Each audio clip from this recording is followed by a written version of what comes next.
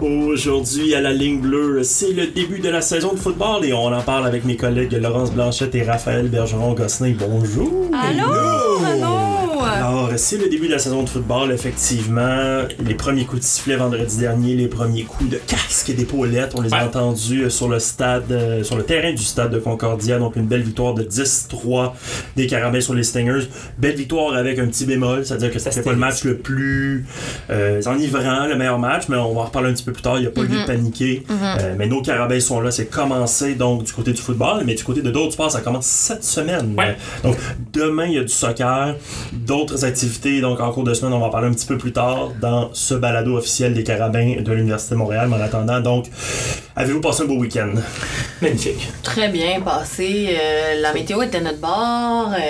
Tout comme vendredi au match. Ouais, exact. Un beau week-end. On avait un petit polo en début de match, c'est frais. Après ça, on a mis une petite laine. Exactement. Pour la première fois de l'été, je pense, je me suis permis le pantalon long, puis je l'ai pas regretté. Le pantalon cargo beige. Le pantalon beige du gars de l'info sportive. L'uniforme de l'information sportive, il faut le savoir. Tous les gens qui travaillent en com de l'équipe sportive ont comme cette obligation morale d'avoir des pantalons cargo beige. Un look et un uniforme polo. à travers Exactement. le continent. Le polo que je porte aujourd'hui, pantalon beige que tu portes et qu'on portait bien vendredi dernier. Le médecin il porte le sarrau, nous on porte le pantalon cargo Ouais, et le polo. d'ailleurs, pour ceux qui se demandent à quoi ça a de l'air, je pense qu'on peut les diriger vers ta page Instagram, Raphaël.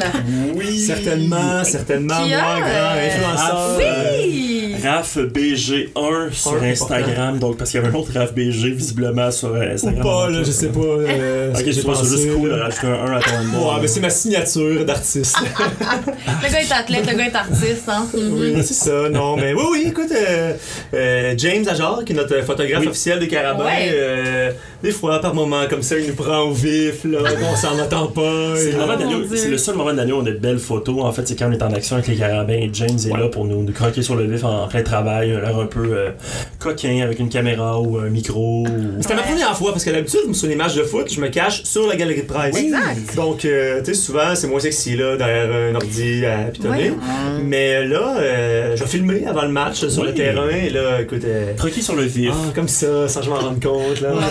Mais on demandera à tout le monde d'aller liker la photo parce que pour l'instant, il y a un maigre, je pense que c'est 50 likes. 50. C'est anémique. Raph a besoin là, d'augmenter sa communauté. Il veut influencer ses pairs. Si tu veux monétiser ton travail sur Instagram, il va falloir un petit peu plus que 50 likes. Ouais. Ça ou... non, j'allais dire peut-être me mettre en maillot, mais non, ça, je peux pas faire ça. Je pense pas que ça va pas faire ça. Je commande pas ça, moi. Et pour un gars qui a un profil public, donc qui est en proie à beaucoup de robots de porno russe, tu n'as plus que 50 likes. J'aimerais dire on va vraiment dans c'est vrai. Mais non, mais faut dire que bien sûr, non, ça fait constamment par des robots. C'est pour ça que moi je suis devenu privé au fil du temps. J'aimerais dire que c'est vrai que mon compte est public, donc je vous invite à bras ouverts à me suivre. Mais à date, j'ai pas trop de comptes sans photo de profil XZ82, là, leur nom qui me suivent avec zéro publication. Là. Ouais. Alors, c'est des. Qui disparaissent mystérieusement quelques heures plus tard.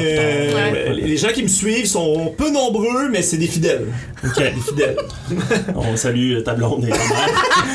Et mon chien qui j'ai écrit un compte Instagram pour avoir un like de plus. Est-ce que vos parents sont sur Instagram ou les oui? Pardon? Oui.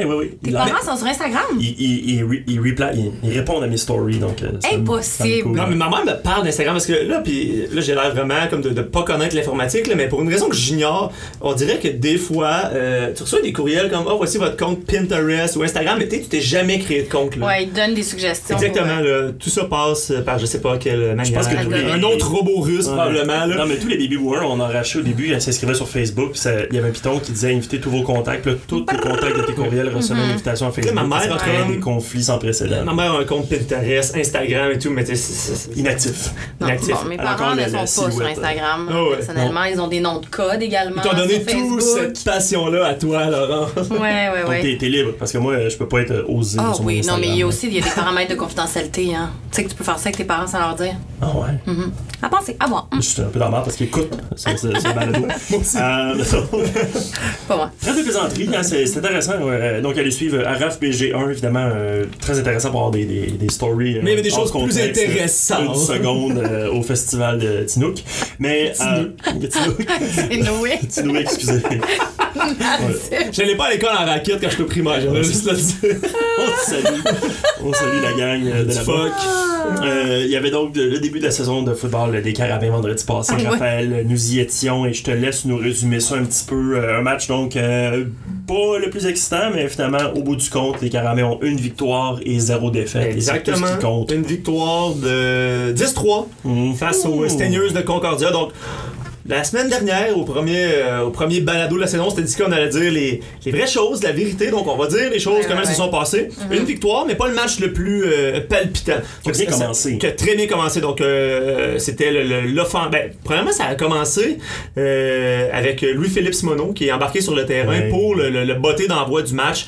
Et là, vraiment. Les applaudissements de la foule. Exactement, les applaudissements de la foule. Le stade de Concordia qui est pas le plus gros au RSEQ, mais quand même, là, je dirais presque aux 2 tiers rempli de partisans des Carabins qui étaient là. Et c'est rare qu'on voit autant de frénésie pour un botté d'envoi, même pendant les bottées de dégagement. Là, la foule se levait pour encourager Louis-Philippe.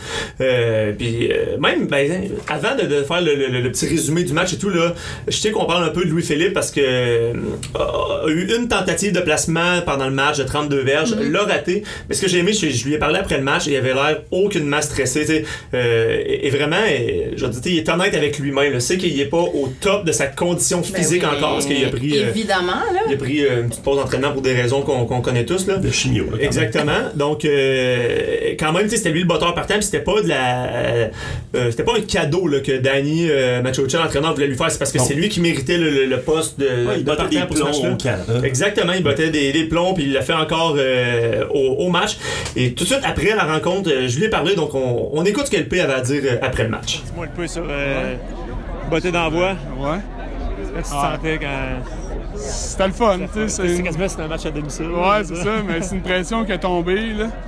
Fait que le premier est fait, la première partie est faite, là. Il reste juste à retrouver mes petits points techniques, là, que j'ai manqué un placement de 32 verges que je suis pas supposé manquer, mais je vais pratiquer ça cette semaine. Puis, tu sais, à quel point tu disais que tu n'étais pas supposé de rater, mais toi, que tu te sentais bien côté technique, physique. À soir, tu es arrivé, puis je veux dire, comme tu dis, il y a des choses que tu t'es améliorées, mais tu sais, est-ce que tu te sentais prêt pour jouer une game? Puis... Ouais, ben j'ai dit à Danny cette semaine que j'étais prêt à jouer une partie, puis je pense qu'il a eu confiance en moi, il m'a laissé jouer toute la partie, puis non, ça a vraiment bien été, là. Puis ça, j'étais un peu fatigué, mais je vais me coucher toute la fin de semaine. Sors pas avec les gars. Non, je sors pas, moi. Louis-Philippe qui a quand même eu un petit peu de difficulté en première demi, qui s'est débatté dégagement, mais en deuxième demi s'est replacé, il a fait un canon de 50 verges en fin de match, alors qu'on avait vraiment besoin de dégager. On avait besoin de lui. Louis-Philippe a fait un bon travail, l'unité défensive nous a encore gardé dans le match. Ouais, ben justement, là on va parler un petit peu plus du match en tant que tel. Donc 10-3, pas tous les matchs à bas pointage qui sont nécessairement ennuyants, on peut dire. Là. Tu sais, ça arrive des fois qu'il y a des beaux jeux en défensive sur les unités spéciales, mais là c'était plus un petit peu des erreurs de début de saison. Là. Donc, des passes échappées par les receveurs, des mauvaises remises, par moments des plaqués ratés en défensive. Des pénalités aussi. Beaucoup de pénalités. Et d'un côté comme de l'autre. C'est pas seulement de notre côté ou du côté des Steigneurs. Et ça, je pense, opinion personnelle, mais peut-être ça a le rapport avec le fait qu'on n'a pas eu de match pré-saison. Ah, voilà, qui pourrait expliquer bien les choses. Puis toutes nos recrues qui sont là, c'est leur premier match. Exactement, il y avait quand même, surtout du côté de l'offensive, il y avait quelques recrues. Parce que du côté de Laval, à Québec, dans l'autre match, le Rouge et Or aussi un début, une première demi un petit peu plus difficile, un premier quart beaucoup plus difficile. Un premier quart difficile. Donc peut-être que ce pas de match de préparatoire-là a causé certains ennuis. C'est sûr et certain, parce que tu sais, les matchs préparatoires, c'est pas pour rien que ça existe. Là. Je veux dire, c'est pour faire les erreurs, faire des tests, mais là on le fait au premier match de saison, quand ça compte pour une saison de 8 matchs, où tu peux pas te permettre, au football, chaque match est vraiment important, donc tu peux pas te permettre d'échapper un match parce que t'étais pas prêt. Donc ça fait en sorte que il y a eu des erreurs, mais il y en a eu des deux côtés. Puis au final, l'important c'était d'aller chercher la victoire. Puis tu sais, notre force, je pense l'an passé, ça a vraiment été notre unité défensive. Puis c'était plaisant de voir que cette unité défensive là, elle avait beaucoup parlé pendant la saison morte qu'elle voulait reprendre là où elle l'avait laissé, même élever les standards. T'sais, on était la meilleure défensive de l'histoire du RSEQ. On veut élever les standards. Quand même audacieux. Mais je pense qu'on a prouvé qu'on était prêt. Statistiquement, on était la meilleure défensive. Statistiquement, oui, là, pour le nombre de points accordés, 46 points en une saison. Mais tu sais, on a prouvé qu'on était qu'on était prêt, puis qu'on allait se donner du moins une chance d'élever ces standards-là. On a donné 3 points aux Steniers seulement. Et ce que j'ai aimé, c'est que par moment, les Steniers ont eu des belles poussées offensives, on avançait, mais on n'a jamais brisé. C'est ce que Danny, l'entraîneur-chef, disait après la rencontre. Tout comme l'an passé, c'est sûr, là, on va en accorder des verges à l'autre équipe, mais l'important, c'est quand on arrive là, en situation l'équipe adverse est où ils peuvent tenter un placement ou même un toucher, ben là, on brise pas ou on brise presque jamais. Puis même par moment, les Steniers étaient en position pour tenter un placement. Finalement, sac du corps, on les sort de la position de placement. On n'accorde pas de points. En fin de première demi, les Steniers s'amenaient pour faire un placement encore une fois. On intercepte le ballon. Donc, quand ça devient chaud, quand ça chauffe, la défensive est là. La fameuse expression anglophone bend but don't break. Exactement. C'était ça. Donc, finalement, on plie, mais on ne brise pas. Ouais. Polyglotte, toi, non? Je suis minimalement bilingue et un poquito también. C'est muy bien, ok. D'où, en fait, c'est quelques années à l'école internationale Saint-Edmond qui m'a ouvert. Qui m'a ouvert les horizons sur plusieurs langues. Que je n'ai pas retenu parce que, pour des raisons diverses, je faisais dodo dans la classe. Mais, non, c'est pas vrai. J'exagère, mais mettons, je suis passé à la Cuba pendant le temps des fêtes pour maintenir mon espagnol à Hong Kong. Donc, les équipes championnes, ou du moins qui aspirent à être championnes, trouvent un moyen de gagner. Ça a été le cas. Tu as parlé de la défensive. Le front défensif a été très actif au niveau de la ligne défensive. Félix Pelletier, souvent dans le champ arrière, 3 plaqués pour des pertes. Benoît Marion également, sac du corps. Brian Arelimana, secondaire intérieur, qui a été joueur défensif de la semaine avec une belle récolte de 7 plaqués et demi. Ouais, joueur par excellence au Québec, là, pas seulement de notre côté. Donc, du RSEQ, Brian qui l'emporte. Jean-Philippe Lévesque, une interception, comme je l'ai dit tantôt. Donc, la défensive qui a vraiment fait le travail. Du côté de l'offensive, bonne première séquence, on traverse le terrain, on va inscrire des points. Là, on s'attendait à de belles choses. Finalement, par la suite, ça a été un petit peu plus compliqué. Mais comme je disais, c'est pas catastrophique. Jean Giraud qui a eu un excellent match, là, autant par la course, par la passe, sur les unités spéciales. Il y a eu beaucoup de recrues qui ont vu de l'action aussi, les receveurs. Mathieu Renaud, qui a quand même 4 passes, un sommet d'équipe. Donc, Mathieu Renaud, Carl Chabot, des recrues, Kevin Kaya qui a pas joué de l'an passé parce qu'il était blessé. Donc lui revient au jeu, pas une recrue, mais t'as été assis pendant un an. Pas joué beaucoup l'an dernier. Antoine Chabot, il avait pas joué beaucoup. Donc deuxième saison quand même de Dimitri. T'sais, on en parle depuis longtemps, Dimitri, mais une deuxième saison en tant que partant, c'est pas des années et des années d'expérience. Donc beaucoup de jeunes joueurs ou même de recrues.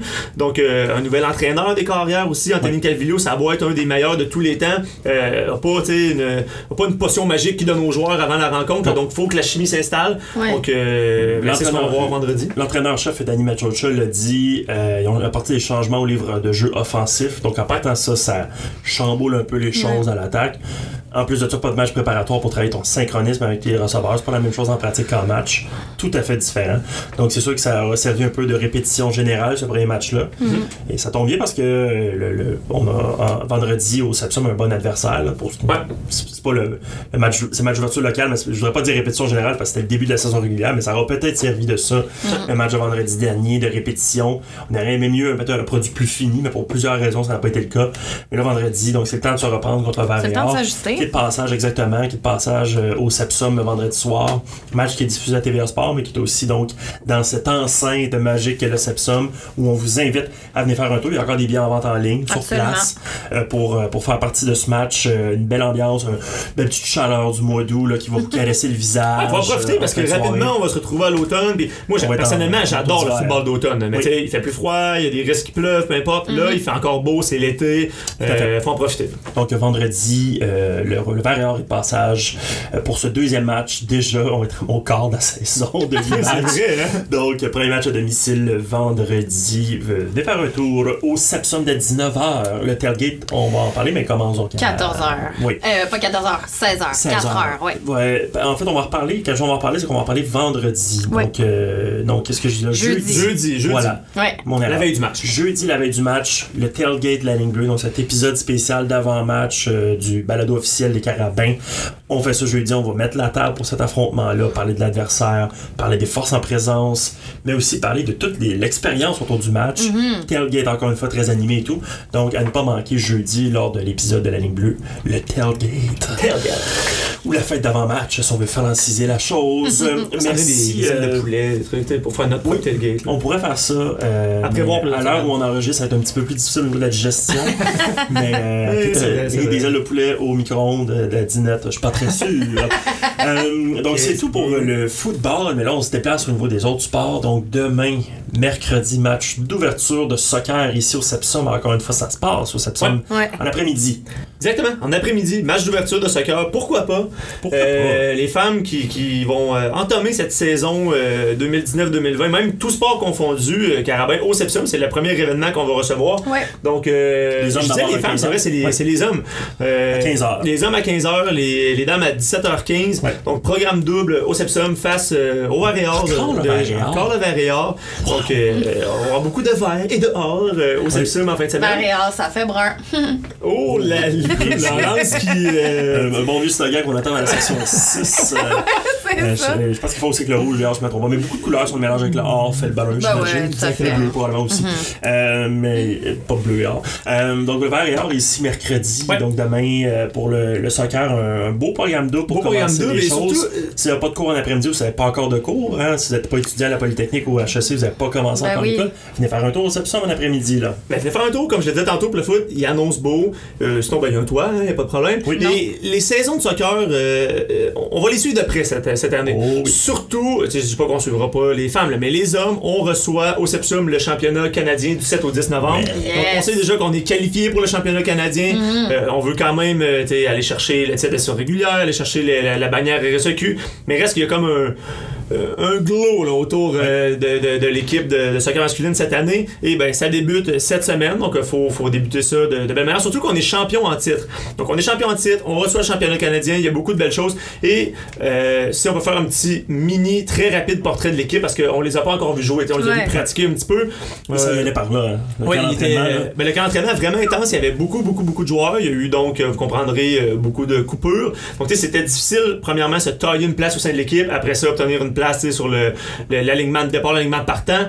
Fred Lajoie-Gravel, qui était l'an passé, a connu une saison juste joueur par excellence au Québec, du championnat canadien, a battu tous les records de buts là, du RSEQ, des Carabins, bref, a quitté, mais il y a eu plusieurs belles ajouts, puis il y a plusieurs joueurs aussi qui sont revenus, notamment Aboubacar Sissoko, Pierre Lamotte, Omar Crème, tous des joueurs qui, je veux pas leur mettre des mots dans la bouche, mais probablement ont vraiment voulu vivre l'expérience du championnat canadien à la maison, donc ça leur a donné une petite poussée pour revenir pour leur dernière saison, parce qu'il y en a des fois qui avaient d'autres projets professionnels ou essayer chez les pros, mais là le fait de recevoir le championnat canadien, ça a donné la motivation à certains joueurs de revenir, puis là au dire de l'entraîneur Pat Raimondo, on a un excellent club. Et c'est fou que tu parles de Omar Crème, parce qu'on le reçoit demain. C'est fou, Rafi. L'épisode de mercredi, c'est notre premier invité de la semaine. Faire une entrevue avec lui, entrevue en profondeur pour apprendre à le connaître, mais aussi lui qui était dans cette équipe-là, dans ce camp d'entraînement-là. Donc, voir comment ça a été pour la préparation de la saison, comment il se sent à l'aube de ce premier match. Donc, Omar, un pilier de cette équipe avec plusieurs vétérans dont on a parlé. Mais donc, joueur par excellence, lui, il y a 2 ans de circuit québécois. Donc, pas un vilain joueur du tout. Non, vraiment pas. Qu'on reçoit donc pour nous parler de tout ça demain. Donc, et les dames. Les dames. Vont rejouer vendredi. Vont rejouer. Non, pas ici. C'est à Bishops. Donc, déjà, le deuxième match de la saison, les filles vont se déplacer à Bishops. Étant donné qu'il n'y a pas d'équipe masculine à Bishops, c'est un programme simple, donc seulement les femmes. À voir ce qui va arriver après le match d'ouverture. Et rapidement aussi, là, du côté des femmes, c'est le cycle universitaire. Hein. Il y a tout le temps des départs, notamment Catherine et Mélissa Proulx, la gardienne Claudia Dubétram qui quitte. Mais il y a aussi plusieurs joueuses qui reviennent, des vétérans dans l'équipe. Donc, Marie-Ève Bernard-Braham et Megan Sauvé qui ont participé aux universiades cet été, donc 2 piliers de l'équipe. La gardienne Erika Bastien qui va prendre la place de Claudia, mais quand même l'an passé Claudia avait raté quelques match en raison de blessure, puis Erika avait été fantastique, avait été incroyable devant les buts, donc du côté des filles aussi ça promet. Et il y a 2 ans les filles avaient été championnes canadiennes, l'an passé ça s'est pas passé comme on le voulait au championnat canadien, puis cette année je pense que les filles vont vouloir prouver qu'elles font encore partie de l'élite au Canada, donc on reçoit peut-être pas le championnat canadien, mais elles veulent prouver qu'ils ont encore leur place parmi l'élite au Canada. Et on a hâte de découvrir ces nouveaux visages là, parce qu'on parle du cycle, puis ça me rappelle la chanson dans Le Roi Lion, hein. C'est l'histoire de la vie, on peut mettre la vie universitaire, le cycle éternel universitaire, donc allez-y. C'est l'histoire de la vie. On va la mettre, je pense. Un cycle éternel. Voilà. Mais est-ce qu'il est 3 heures, non? Ah, ok. Parce que souvent, Laurence, à 3 heures, se met à chanter. Oui. Dans notre bureau. Ça, c'est personnel. Ça fait partie de l'ambiance de bureau. Fait que... Donc, le soccer, c'est parti cette semaine. Ouais. Il y a du golf aussi. Du golf. À Bishops aussi, peut-être qu'ils vont prendre le même bus Mercredi, jeudi. que l'équipe de soccer. On espère pas parce que c'est mercredi, jeudi. C'est vrai, c'est vrai. Donc, Les filles vont rater le match ici mercredi. Donc non, ça sera pas dans le même autobus. Ouais. Mais nos formations de golf qui vont se rendre à Bishops ce mercredi et jeudi pour le premier tournoi. Exactement, pour le premier tournoi de la saison. Une saison qui est vraiment condensée en golf. Parce que bon, là, l'automne approche. On joue pas au golf l'hiver. Donc la saison est vraiment rapide. Ça se passe plusieurs tournois fin de semaine, une après l'autre. Donc ça débute en fin de semaine. Et une équipe pas qu'on le veut pas, que ça nous intéresse pas, mais qu'on voit moins à l'œuvre. Parce que bon, ils jouent pas ici au Sepsum, ils ne pratiquent pas au Sepsum. Donc on a peu à vous dire en ce moment sur est-ce qu'on va être champion provincial, est-ce que ça va bien aller, nos nouvelles recrues. Donc on a hâte, tout comme vous, de voir vraiment ce qui va se passer. Mais reste qu'il y a plusieurs. On a vu les alignements qui allaient jouer au tournoi. Et il y a plusieurs visages connus. L'an passé, on a terminé au 2e rang provincial chez les hommes et chez les femmes. On a vu des belles performances individuelles au championnat canadien.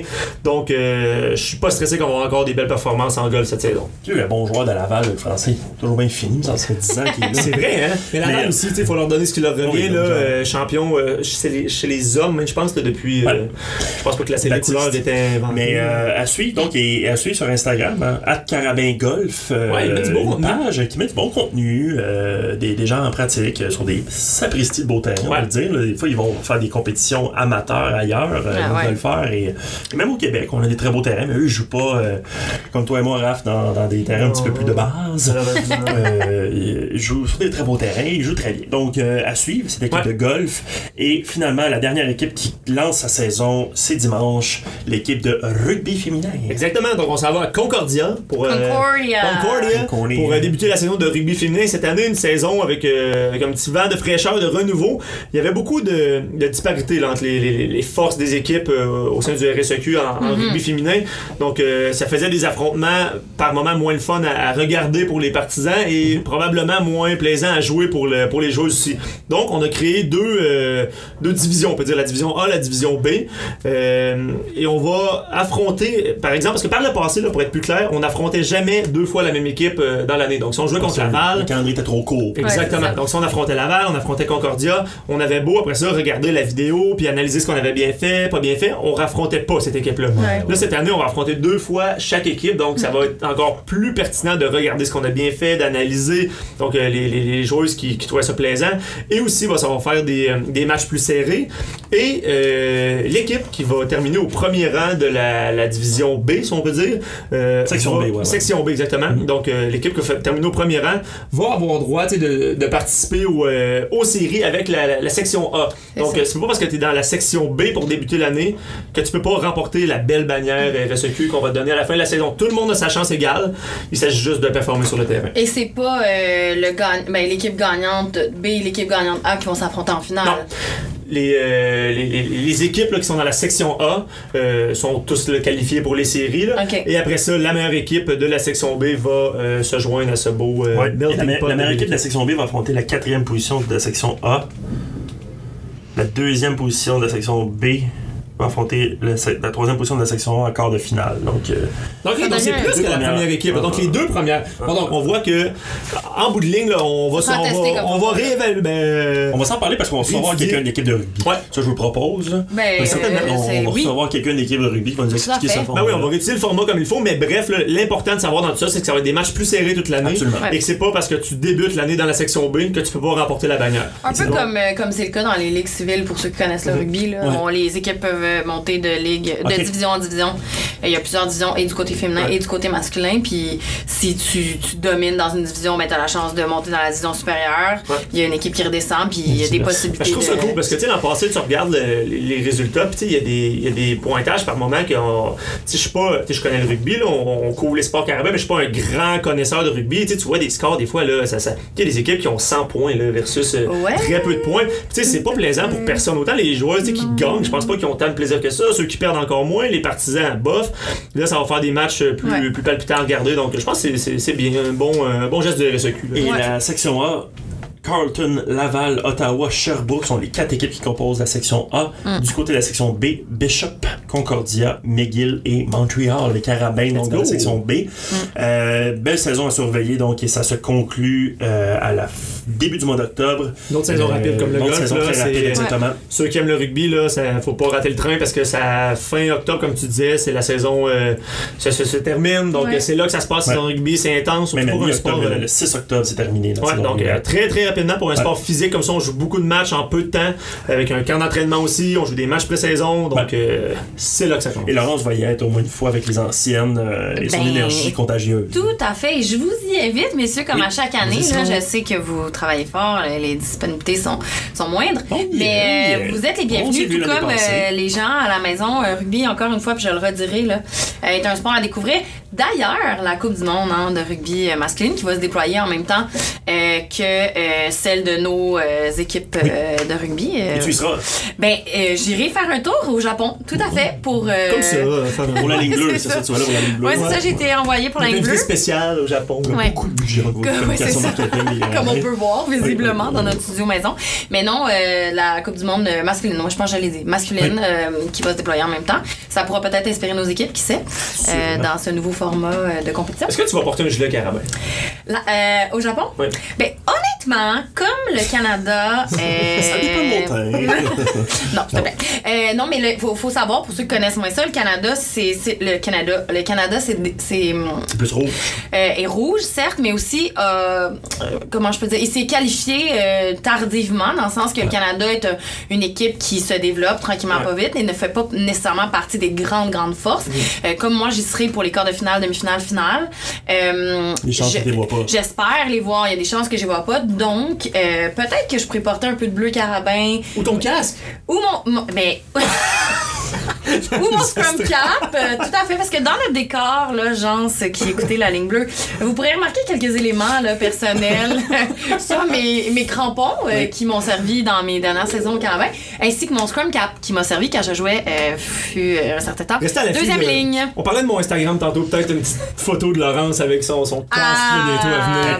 Qui c'est un compte privé, c'est plus difficile de trouver Laurence sur Instagram. Mon compte à moi, ton compte qui est public, venez, je vous promets du contenu inédit. Ça, c'est voler l'image à quelqu'un sans son consentement. Attention, poursuite. Bref. Donc, à suivre les aventures de Laurence à Tokyo pour la Coupe du monde. On en fera un segment. Puis peut-être que je pourrais vous envoyer on va faire ça du live. Oui, via Skype à 2h du matin au Japon. C'est ça, exactement. Puis c'est quasiment... c'est quoi, c'est... En tout cas, bref. Une douzaine d'heures facilement. C'est ça, exactement. Génial. Bon, merci à vous pour cet épisode d'actualité de la ligne bleue. Nous, on se retrouve demain avec Omar Crème, entre vous deux, là, pour parler de soccer. Vous allez tasser un peu. On va recevoir Omar demain. Donc, merci à vous et on se retrouve demain. Bye! Bye!